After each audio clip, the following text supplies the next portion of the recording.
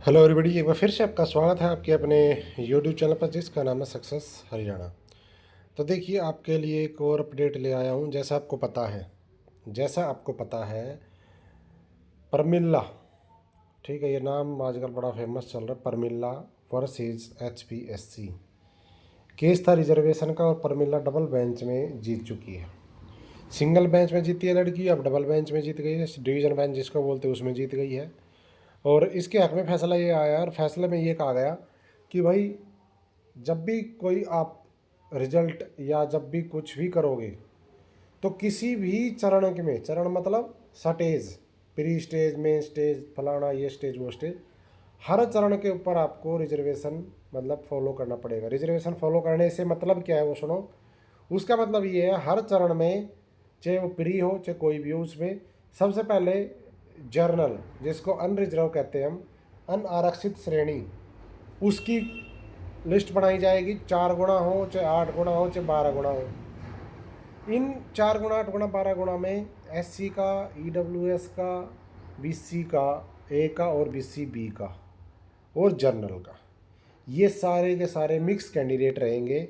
उस पहले ये भरी जाएगी, उसके बाद जो बचेंगे फिर अपनी अपनी कैटेगरी में उनको 4 गुणा, 8 गुणा, 12 गुणा जो पॉलिसी है उसके अकॉर्डिंग उनको शामिल किया जाएगा और अगला पेपर देंगे। ये कहा गया इस केस में। इसका तो चलो री एग्ज़ाम करने के लिए कह दिया, PGT मैथ है और जो भी PGT की भर्ती है। लेकिन अब डर आ गया था। कल मैंने आपको बताया HSSC की भर्तियों के ऊपर मैंने ये बताया था, अभी तक कोई खतरा नहीं है। और मैंने आपको ये भी कहा था कि भाई, अभी तक मेरी नॉलेज में कोई ऐसा केस नहीं है कि जो HSSC के ऊपर लगा हुआ हो। लेकिन जैसे ही मैंने वो वीडियो डाली, मेरे पास तुरंत बच्चों ने मुझे उस केस तक पहुंचा दिया जो केस HSSC के ऊपर हो रखा है, और इन 25,000 भर्तियों के ऊपर वो केस है। उसकी डिटेल निकाली मैंने, सब कुछ किया, और अब आपके सामने दिखा रहा हूँ कि HSSC की 25,000 भर्तियों के ऊपर भी रिजर्वेशन का सेम केस है जो प्रमिला ने किया था। देखो, मैं आपको साइट के ऊपर चेक करके दिखा देता हूँ। इसका है जी CWP। देखो जी, एक केस तो है ये CWP 19/9/2024 का केस है। एडवोकेट का नाम विवेक, पेंडिंग, नेक्स्ट डेट है 15 जुलाई 2025। एक केस और भी है, उसका केस नंबर है 19/9/15, वो है रविंदर के नाम से रजिस्टर्ड। दोनों की डेट सेम है। अब मैं आपको इसके अंदर दिखाता हूँ, उससे आपको थोड़ा लगेगा कि क्या है मामला, गंभीर है या नहीं है, वो आप डिसाइड कर लेना खुद। सबसे पहले अगर बात करें तो केस रजिस्टर्ड हुआ 13 अगस्त 2024 को। ग्रुप 56 और 57 के एग्ज़ाम हुए आपके इसके 6 दिन 7 दिन के बाद। 19-20 अगस्त का शायद एग्ज़ाम था। जैसे ही लिस्ट लगी थी ग्रुप 56-57 की, उसके तुरंत बाद ये केस रजिस्टर्ड करवा दिया गया था, क्योंकि लिस्ट में जब उन बच्चों का नाम नहीं आया तो उन्होंने केस किया कि ये फॉलो नहीं हुआ। ठीक है, अब देखो इसके साथ जो अटैच है केस, ये रहा अटैच वाला केस, ये रहा रिलेटेड CWP 915। अभी तक इसकी 3 तारीख लगी है, 14 अगस्त, 3 अक्टूबर, 25 फरवरी।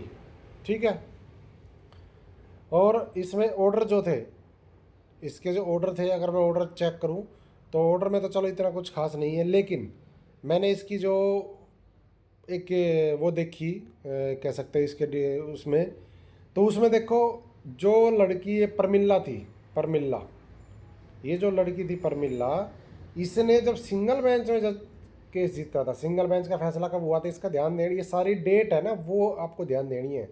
सिंगल बेंच का फैसला आया 8/1/2024 को। सिंगल बेंच ने कह दिया रिजर्वेशन में आपको फॉलो करना पड़ेगा, चाहे प्री स्टेज हो चाहे कुछ भी हो, ये कह दिया इन्होंने। उसके बाद क्या हुआ, इसके ऊपर LPA लग गई थी, LPA में चली गई थी HPSC। उसका डिसीजन अब आया है। ये फैसला हुआ 8 जनवरी 2024 को। उसके बाद पेपर होता है किसका, ग्रुप 56-57 का 19-20 को अगस्त को। CET के ऊपर केस होता है आपका 13 अगस्त को। ये दोनों केस एक ही एडवोकेट के पास है और एक ही डेट को रजिस्टर्ड हुए हैं। 3 तारीख हो चुकी है। इन केस में परमिला वाली जो सिंगल बेंच की जजमेंट है उसका भी हवाला दिया गया है।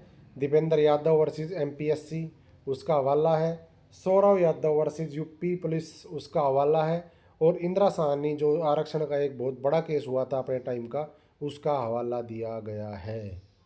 और ये सारे चीज़ CET का जो मेंस का एग्ज़ाम है उसको होने से पहले हो चुकी है। अब इसकी जो डेट है वो 15 जुलाई है, ठीक है। और ये इस डेट पे बहस होगी, जो भी होगा वो तो आगे की बातें हैं, क्या होगा क्या नहीं होगा तो भविष्य की बात है। लेकिन अब जो प्रमिला वाला केस है, अब आपने एक चीज़ देखी हो, प्रमिला वाला केस है, कल जजमेंट आई है और आज HPSC की तरफ से एग्ज़ाम डेट भी आई है और भर्तियों की। तो इससे क्या समझ में आता है? इससे समझ में ये आता है कि जो जजमेंट प्रमिला LPA में जो जीतती है उसको चैलेंज ज़रूर किया जाएगा सुप्रीम कोर्ट में। अगर चैलेंज नहीं किया जाता तो अभी जज वो नहीं आती एग्ज़ाम डेट, चैलेंज ज़रूर किया जाएगा। वहाँ पे क्या होता है फैसला वो आगे की बातें हैं। लेकिन जो मेरा डर था एक कि ग्रुप C की भर्तियाँ के ऊपर अभी कोई आँच दिखाई नहीं दे रही थी, क्योंकि मुझे नहीं पता था और कि कोई केस वगैरह है। और अगर केस पहले अब होता ना, अभी अब कोई केस करता इसके ऊपर तो उसका हम कहते हैं वीक, ठीक है। लेकिन ये केस तो एग्ज़ाम होने से पहले हो चुका। तो अब देखते हैं भाई क्या होता है। बाकी ये अपडेट मैंने आपको ज़रूर इसलिए शेयर कर दी क्योंकि जब वो प्रमिला वाले केस की जजमेंट आई है उसके बाद से मेरे पास सबसे ज़्यादा जो एक डाउट और जो डर आया वो ये आया कि जो CET की भर्ती है के ऊपर कोई खतरा है या नहीं है। तो उस टाइम मैंने सभी को यही कहा था भाई अभी कोई खतरा नहीं है क्योंकि इसके ऊपर कोई केस नहीं है। लेकिन तुरंत बाद मेरे पास ये आ गई जी केस है इसके ऊपर। अब ये केस है तो मैंने चेक किया है और कंफर्म भी कर लिया है ये रिजर्वेशन के ही केस है, जो CET के जो सेकंड स्टेज का जो पेपर आपने 56-57 दिया है उसके ऊपर है, ठीक है भाई। अब इसके ऊपर ज़्यादा तो मैं अभी डिटेल में भी और कुछ बताऊंगा नहीं। बाकी कोशिश करेंगे ये जो एडवोकेट है विवेक जी इनका इंटरव्यू लेने की और क्या कुछ है मैटर और डिटेल में समझेंगे। और 15 जुलाई इसकी जो डेट है, 15 जुलाई अभी टाइम है 15 जुलाई में, तो उस दिन बहस होगी और ज़ोरदार होगी। अब देखते हैं क्या होता है, कितना लंबा मैटर चलता है वो आगे की बातें हैं। अभी के लिए इतना ही, फिलहाल नमस्कार, जय हिंद, जय भारत, जय हरियाणा।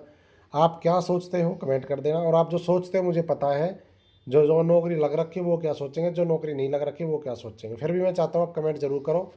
धन्यवाद।